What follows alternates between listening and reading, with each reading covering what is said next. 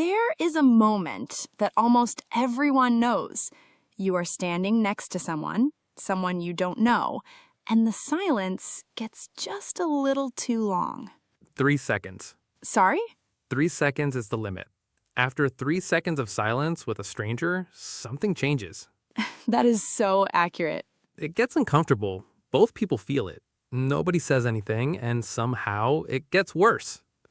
And yet, meeting someone new can also be one of the best moments. When it goes well. Welcome back to the English Adventure Podcast.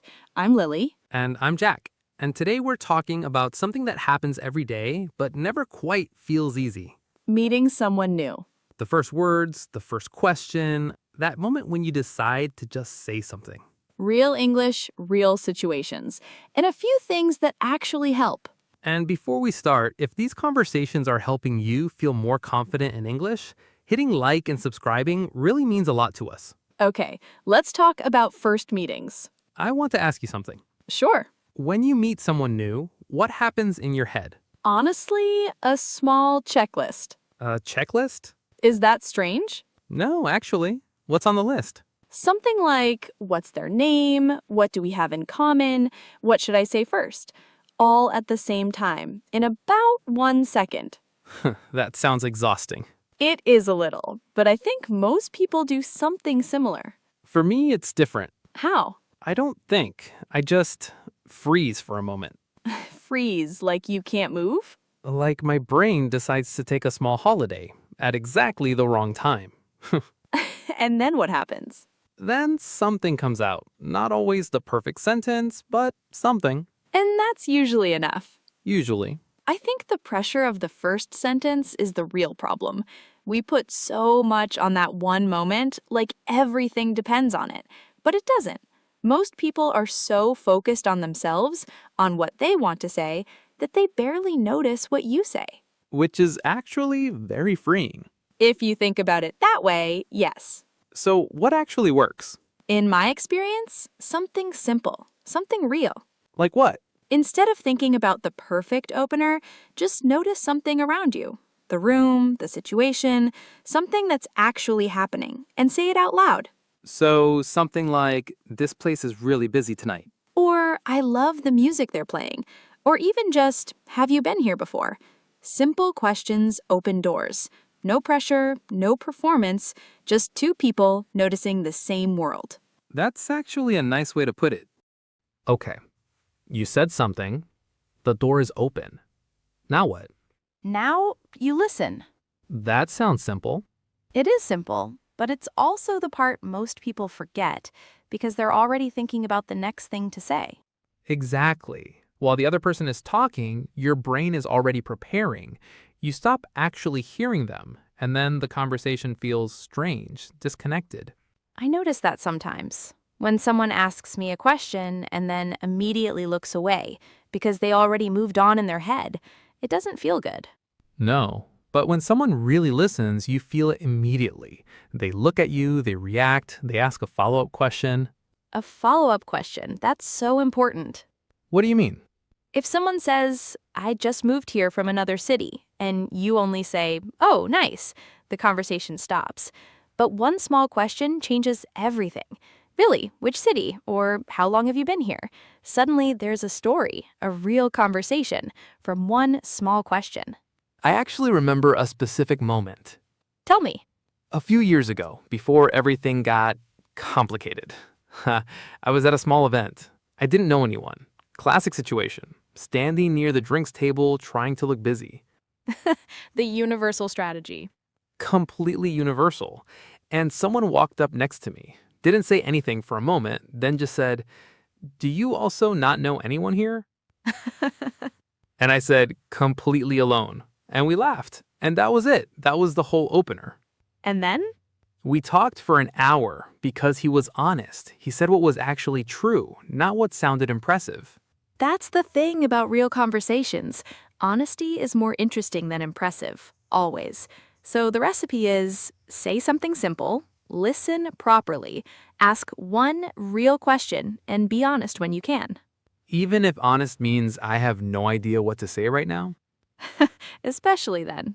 Works every time. Almost every time. Almost. Can I say something honest? Meeting someone new in English is harder than meeting someone in your own language.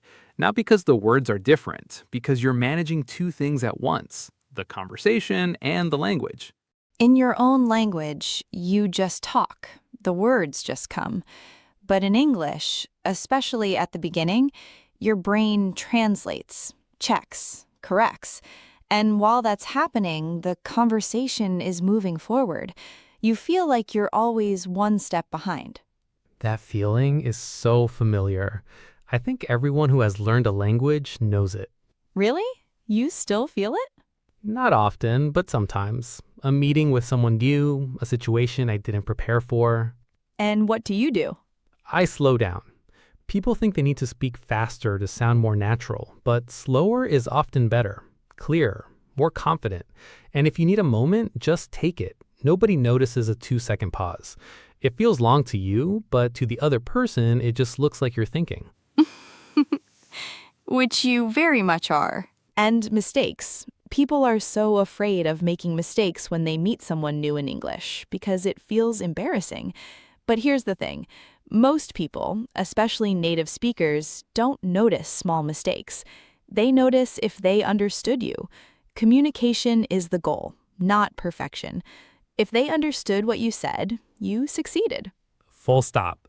I had a moment once, at work, a new colleague. What happened? I used completely the wrong word. I meant to say I was embarrassed, and I said I was pregnant.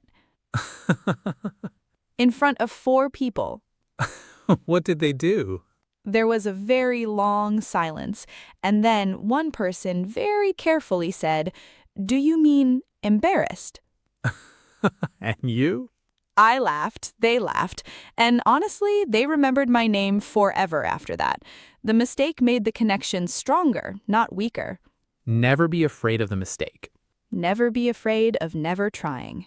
You know what I find interesting? We talk about meeting someone new like it's one big thing, but it's not. It's 100 small things. A smile, a question, a moment of honesty, one small sentence, and then another.